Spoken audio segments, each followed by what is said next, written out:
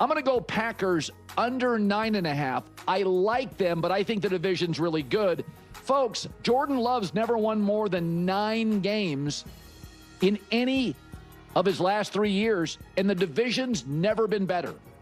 Ben Johnson and Caleb year 2. Kyler Murray upgrade at quarterback for Minnesota. Detroit major upgrade at left tackle and offensive coordinator.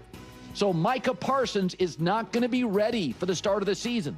The Packers were 0-4 when Micah didn't play. They also lost Rashawn Gary, and Jeff Hafley was an excellent defensive coordinator. And by the way, Jordan Love's been dinged up. Oh, funny, now they don't have a backup in Malik Willis. This is an easy one for me. I can like a team. 9-8 feels about where they land. I like the under. Don't hate the Packers. I just don't love them. Under on Green Bay. If the Packers end up with only 9 wins, and they're not genuinely in the mix for the division crown, I cannot overstate what a catastrophe that would be. And I cannot overstate how crushing that would feel. And I cannot overstate how it would force a serious, hard, uncomfortable reckoning with either Jordan Love, Matt LaFleur, or both. Straight up, no sugarcoating it. So you've got the Detroit Lions, who can go through their ups and downs, build a tremendous roster, take a step back here and there, and yet still come out ahead of the Packers. Then you've got the Minnesota Vikings, with all the chaos surrounding that quarterback room, Sam Darnold, Daniel Jones, Kyler Murray, maybe Aaron Rodgers? No, it's J.J. McCarthy. And yet, somehow, they're still projected to be ahead of Green Bay. And now Ben Johnson goes to Chicago, a franchise that has been an absolute train wreck, a complete mess, year after year after year, and just like that, in the blink of an eye, they're out there competing for the division or at least outperforming the Packers. To me, that would be an unmitigated disaster, given what Jordan Love and Matt LaFleur are supposed to represent. Given the hype. Given the expectations. Before I dive too deep into this, Packers fans, please, please, please don't forget to subscribe and watch the full-length video. When you do that, it makes a world of difference, views go through the roof, subscribers go through the roof, and honestly, it's not about chasing those numbers. For their own sake. It's about being able to keep creating Packers content that people genuinely want to watch and engage with. That way, we can keep having the most unbiased, grounded, and honest conversations about this team. Watching the whole video helps more than you realize, and I'd be incredibly grateful for that. But yeah, let's get into it. I think Jordan Love is fantastic. I say that in every single Packers video I make. There's not a throw on the field that man can't make. The roster is supposed to be talented enough. We were talking about this team as Super Bowl contenders, as frontrunners even. Colin himself has said Jordan Love is the next Patrick Mahomes, that he's elite, that he's special, that he's an MVP caliber player. Matt LaFleur is another boy genius coach. The Packers are taking big swings, making aggressive moves. And now they're going to win 9 games? They're going to be neck and neck with the Vikings or let those other teams pass them by? That becomes absolutely indefensible to me. Completely indefensible. And inexcusable. Now, I'm not saying you don't look at context. Obviously, you'd have to see how these wins and losses actually come about. Because when I say I hold Matt LaFleur and Jordan Love to a high standard, I'm not ignoring the nuances. Listen, they could be technically great on offense while the defense is just atrocious. Maybe you lose key players to injury, Mike isn't back yet, all that stuff. Or maybe Jordan Love just keeps getting banged up, and it's one of those seasons where you're constantly shuffling. That's fair. But even with all that, to me, it would still be a disaster. Because we saw what they were capable of in 2023. That 10-11-12 game stretch was electric. It was so exciting. It felt like this team had arrived. Jordan Love had arrived. Matt LaFleur had arrived. We were all like, we are ready. This is it. And then to follow that up with mediocrity? Can you honestly say they improved in 2024? Can you say they improved in 2025? Sure, we can talk about injuries and all that, it's relevant, it's a factor, but I still expect a higher level. I still expect more resilience. And I'm not going to do the whole song and dance where I just look at the final record and say, they only won X amount of games last year, so this is what they are. That's too simplistic. There were some oddly specific losses, especially against the Chicago Bears, that make it hard to fully process what this team really is in the grand scheme of things. Especially when you lose guys like Kraft and Micah. This offense, with all its key pieces, has just never been fully healthy together. They've never had everyone on the field at the same time. And if that trend continues, you start asking the hard questions. Why does this always happen to the 49ers? Why does this always happen to the Lions defense? Why does this always happen to the Packers? You're forced to just sit there and say, what is going on right now? What are we doing wrong? Why do we keep having these same issues?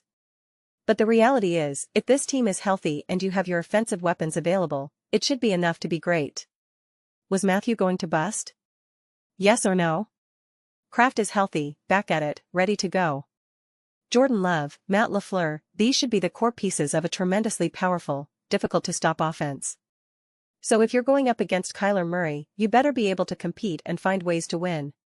If you're facing Tua or Michael Penix, Baker Mayfield, you've had the number on the Dallas Cowboys, you're going up against Bryce Young and the Panthers, the Patriots, and Drake May, a team that everyone keeps saying wasn't really all that good last year and is going to take a step back this year. Okay? And then you've got Malik Willis and the Dolphins in Week 15, that should be a fun one to watch. So if you can't find the wins, if you can't start demonstrating greatness, we have a problem. This reminds me of the Eagles discourse, where people will say, oh, this team has been so great, or Jalen Hurts hasn't had to do much, or whatever excuse they want to throw out. But the reality is, greatness has been achieved, regardless of the reasons you want to attribute it to. Oh, it's A.J. Brown. No, it's the offensive line. Well, it's the defense. No, it's Jalen. It doesn't matter. Greatness has been realized over multiple seasons. And again, this is the Green Bay Packers. You're supposed to have an elite coach core. Quarterback duo. If you can't figure out the offense in a consistent way, if you can't figure out how to have a resilient defense, if you can't figure these things out, we have problems. We've been at this for years now. And then compare that to the fact that you only won one Super Bowl with Aaron Rodgers, one of the greatest quarterbacks of all time. People really don't understand just how elite and special that man was in his prime. I assume Packers fans know. I hope they do. I heard a clip from Ben Roethlisberger, I don't know if it was old or if it just popped up on YouTube recently, where he said he'd take prime Aaron Rodgers over Patrick Mahomes. And I'm not saying I agree or disagree, but it's not a crazy take. It's really not. And yes, Aaron had his issues, plenty of them, but to me, that era was more of an organizational failure than anything else. Colin always says the Packers are one of the best-run organizations in the NFL, and if that's true, then it's a colossal disaster that they didn't win multiple Super Bowls with Aaron Rodgers. A colossal disaster. And now we have the Matt LaFleur and Jordan Love era, and we can't win more than 9 games? This would be what, year 4 of them together as starters? 2023, 2024, 2025, 2026, yeah, that's 4 seasons. In that 4th season, Caleb Williams and the Bears were a play away from the NFC Championship game. The Seahawks got Sam Darnold and won the Super Bowl. Jalen Hurts, who apparently is the worst quarterback in NFL history according to some, has been to multiple Super Bowls. So if the Packers can't get it done, we have a problem. The Lions can have a great team, lose both their coordinators, have Dan Campbell who isn't even a play caller, have Jared Goff, have their offensive line banged up, lose a running back, have Amon-Ra St. Brown getting older, and yet they bounce back, stay great, contend, win the division. But the Packers can't? Again, we have problems. Major problems that need to be figured out and solved. Because if that's the reality, then you're looking up at the Lions and Bears for years to come. And if the Vikings can bring in Kyler Murray and leapfrog you, we have serious issues. If J.J. McCarthy is able to elevate Minnesota and leapfrog Green Bay, we have serious issues. That's the core of what I'm trying to drive home, we have serious problems. What are they exactly? We'd have to wait and see. But we can't just dismiss it with excuses like, oh, it's just injuries, or oh, it's not Jordan Love's fault. At that point, we've got problems. We've got serious problems. That's the take. That's where I'm planting my flag. So yeah, we'll see. Because again, if that happens, it means the Packers aren't making the playoffs. There are too many good teams. They're not getting in with 8 or 9 wins. Not happening. Especially because, by Colin's own logic, you're last in the division. He thinks Kyler Murray and the Vikings are going to be great. He thinks the Bears are going to be great. He thinks the Lions are going to be great. Not the Packers. So the Packers are fourth in the division. We have problems. But those are just my thoughts. I'd genuinely love to hear yours.